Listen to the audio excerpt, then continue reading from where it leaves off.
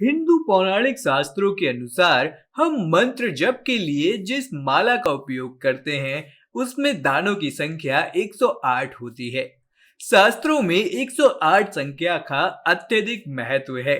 इसके पीछे कई धार्मिक, ज्योतिषीय और वैज्ञानिक मान्यताएं भी हैं। तो आखिर माला में 108 ही दाने क्यों होते हैं? आइए हम सभी जानते हैं ऐसी ही कुछ मान्यताओं के बारे में जो स्पष्ट रूप से बताते हैं कि हिंदू सनातन धर्म में 108 संख्या और माला के 108 मनकों का क्या संबंध है।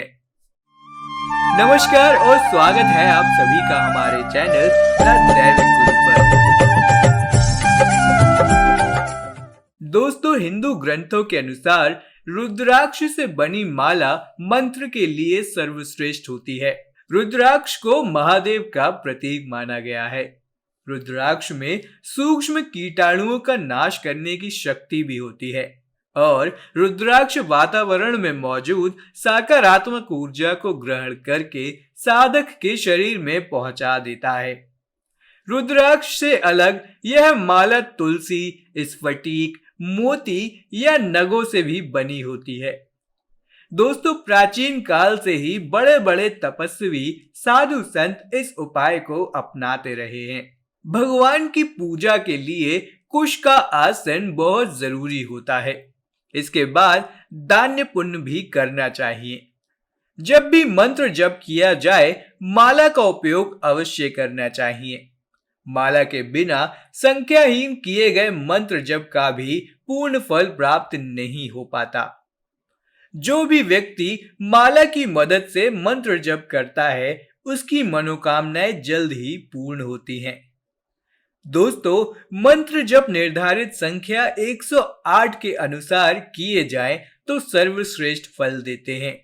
दोस्तों, शास्त्रों के अनुसार एक पूर्ण रूप से स्वस्थ व्यक्ति दिन भर में जितनी बार सांस लेता है, व्यक्ति के सांस से ही माला के दानों की संख्या का 108 से संबंध है। दोस्तों, सामान्यतः 24 घंटे में एक स्वस्थ व्यक्ति करीब 21,600 बार सांस लेता है। दिन के 24 घंटों में से 12 घंटे दैनिक कार्यों में व्यतीत हो जाते हैं और शेष 12 घंटों में व्यक्ति सांस लेता है, यानी कि 10,800 बार। दोस्तों, शास्त्रों के अनुसार व्यक्ति को हर सांस पर यानी पूजन के लिए निर्धारित समय 12 घंटे में 10,800 बार ईश्वर का ध्यान जरूर करना चाहिए, लेकिन यह संभव नहीं हो पाता। इसलिए 10,800 बार सांस लेने की संख्या से अंतिम 2 शून्य को हटाकर जप के लिए 108 संख्या निर्धारित की गई है। इसी संख्या के आधार पर जप की माला में 108 दाने होते हैं। दोस्तों, माला में 108 दाने होने का एक वैज्ञानिक महत्व भी है। वैज्ञानिकों के अनुसार माला के 108 दाने और सूर्य की कलाओं का गहरा संबंध है। एक वर्ष में सूर्य 2,16,000 कलाएं बदलता है और वर्ष में 2 बार अपनी स्थिति भी। 6 माह उत्तरायण रहता है और 6 माह दक्षिणायन। अतः सूर्य 6 माह की एक स्थिति में 1,08,000 बार कलाएं बदलता है। इसी संख्या 1,08,000 से अंतिम 3 शून्य हटाकर माला के 108 मोती निर्धारित किए गए हैं।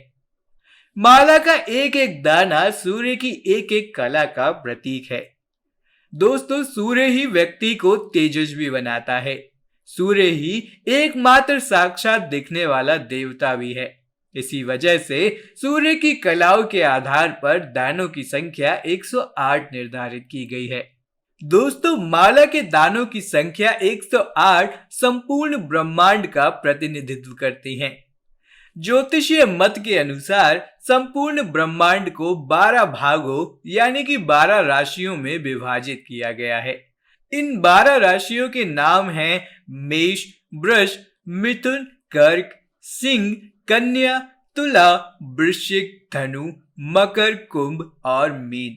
इन 12 राशियों में 9 ग्रह है: सूर्य, चंद्र, मंगल, बुध, गुरु, शुक्र, शनि, राहु और केतु विचरण करते हैं।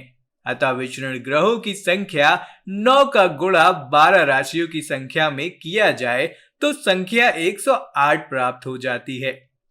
दोस्तों, ज्योतिषीय मत के अनुसार इसी संख्या के आधार पर जप की माला में 108 दाने होते हैं। दोस्तों, माला की 108 दानों की संख्या को लेकर ऋषियों का भी अपना मत रहा है।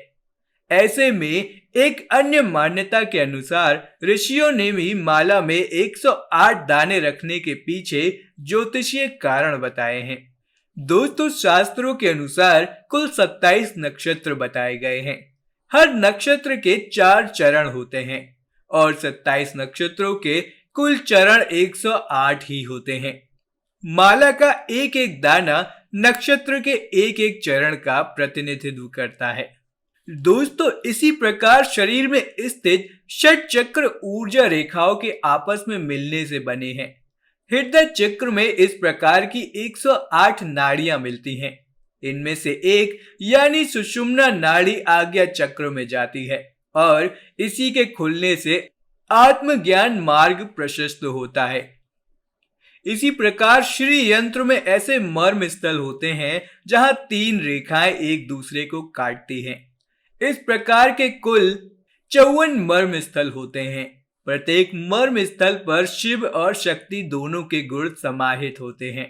इस प्रकार 54 का यदि हम 2 से गुणा करते हैं तो हमें 108 बिंदु प्राप्त होते हैं, जो श्री यंत्र व मानव शरीर दोनों को परिभाषित करते हैं।